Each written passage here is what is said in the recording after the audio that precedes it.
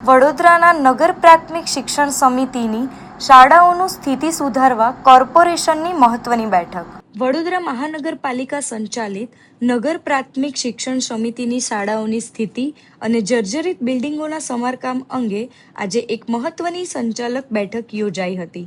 શાળાઓમાં વહીવટી તંત્રના સંચાલનને વધુ સુદૃઢ બનાવવા અને બાળકોને પૂરતી સુવિધાઓ આપવાના હેતુથી આ બેઠકનું આયોજન કરવામાં આવ્યું હતું. આ બેઠકમાં શિક્ષણ સમિતિના શાસન અધિકારી, શિક્ષણ સમિતિના ચેરમેન વર્ષાબેન તેમજ વડોદરા કોર્પોરેશનના ચારેય ઝોનના વરિષ્ઠ અધિકારીઓ ખાસ ઉપસ્થિત રહ્યા હતા.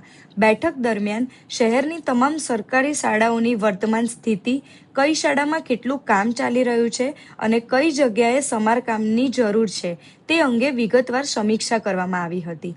ખાસ કરીને જર્જરિત શાળાઓ અંગે તંત્ર દ્વારા આગામી સમયમાં કેવા પગલાં લેવામાં આવશે અને કયા સ્તર પર કામગીરી હાથ ધરાશે તેની ચર્ચા ડેપ્યુટી મેયર અને શિક્ષણ સમિતિ સભ્યો સાથે મળીને કરવામાં આવી હતી.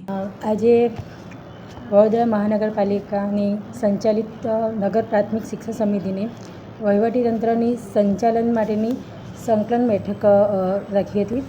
એમાં શાસન અધિકારી તેમજ શિક્ષણ સમિતિના ચેરમેન અને ચારે ઝોનના અધિકારીઓને મેં બોલાવ્યા હતા. અને પહેલાં તો જાણવા માટે જ બોલાવ્યા હતા કે કઈ જગ્યાએ કેટલું કામ છે, શું છે, સ્કૂલોની સ્થિતિ કેવી છે, તો અહીંયા આગળ કામગીરી કેવી રીતે ચાલે છે, એ પહેલાં તો અમારા માટે એક જાણવાનો એક વિષય હતો. અને જે જર્જરિત માટેની તમે જે વાત કરી છે એ માટે પણ અમે એ લોકો દ્વારા જ અમારે જાણવાનું હતું કે કઈ પરિસ્થિતિ છે ત્યાં અને કયા લેવલ પર કામ કરવું પડે. તો એમના માહિતી જે અમને મળી છે એ પ્રમાણે અમે કાર્યવાહી કરવા આગળ અમે એ લોકોએ ડેપ્યુટી મેયર તેમજ ચેરમેન વર્ષાબેન અને અમે સાથે એક સંકલન મિટિંગ રાખીને એ ટૉપિક પર અમે ચર્ચા કરી હતી.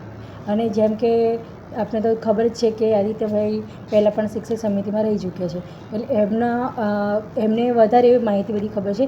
એટલે અમે સાથે રહીને એના વિશે થોડી માહિતી મળી અને હવે કયા લેવલ પર અમે કામગીરી કરવી એના માટેની એક બેઠક રાખેલી હતી. અને આગળ અમે સ્કૂલોની સારી પરિસ્થિતિ થાય અને એ સારી રીતે બાળકો સ્કૂલમાં આવીને ભણે અને બાળકોને જે સુવિધા જોઈએ છે એ પૂરતા પ્રમાણમાં મળી રહે એ માટે અમે એક સારી એવું આયોજન કરીને સ્કૂલો અને વધારે બાળકો જોડાય સ્કૂલોમાં એ રીતે અમારે આયોજન. મેયરશ્રી સાથે અમારી અગાઉ પહેલાં એક વખત ચર્ચા થઈ હતી કે ભાઈ જે કંઈક નાના મોટા મારા પ્રશ્નો હોય તો આપણે સાથે બેસીને એક સંકલન કરી લઈએ. તો એના માટે જે સંકલનમાં આવ્યા હતા અને સાથે ડેપ્યુટી મેયર છે, અમારા શાસનાધિકારી પણ છે, અમારા ધવલભાઈ પણ હતા અને ચાર ઝોનના ચાર અધિકારી પણ હતા અને બધાની સાથે બેસીને એક સંકલન કરી લીધી. એમાં એવું હોય છે કે અમારી ડિમોલેશન માટેની જે સ્કૂલોની અમારી જે સ્કૂલો આપણી છે એ સ્કૂલોને અમને જ્યારે નોટિસ અહીંયાથી મળી હતી ત્યારે કઈ સ્કૂલ જર્જરિત છે એ નોટિસ આપી, પણ એ સ્કૂલમાંથી ખરેખર રિપેરિંગ થાય એવી છે કે ખરેખર ડિમોલેશન કરવી છે. તો જો રિપેરિંગ થતી હોય તો એ રીતે કરવું જોઈએ અને ના જ રિપેરિંગ થતી હોય તો આપણે એને ડિમોલેશન કરીને આપણા બાળકોને સારી રીતે સુવિધા મળી શકે, ત્યાં ભણવા માટે બધી સુવિધામાં એ સ્કૂલો પાછી બની જાય અને બાળકો ભણી શકે એના માટે. હા, એટલે ડિસ્કસમાં એ જ વાત થઈ ગઈ કે હા તમે લોકોએ જે અમને અત્યારે લિસ્ટ આપ્યું છે એ લિસ્ટ પ્રમાણે અમે જોઈ લઈશું કે જે રિપેરિંગ થતી હશે તો રિપેરિંગ કરાવશું અને ડિમોલેશન હશે ઝડપથી ડિમોલેશન પણ કરાવી લઈશું. બીજો કોઈ પ્રશ્ન નહોતો. અમારા શાળાઓ માટે જ હતું કે એક શાળામાં 2 કે 3 સ્કૂલોના બાળકો બેસતા હોય છે તો એના માટે થઈને અમને સુવિધા માટે કે જે ડિમોલેશન થઈ જાય તો અમારા બાળકો એ સ્કૂલમાં વ્યવસ્થિત પાછા ભણી શકે.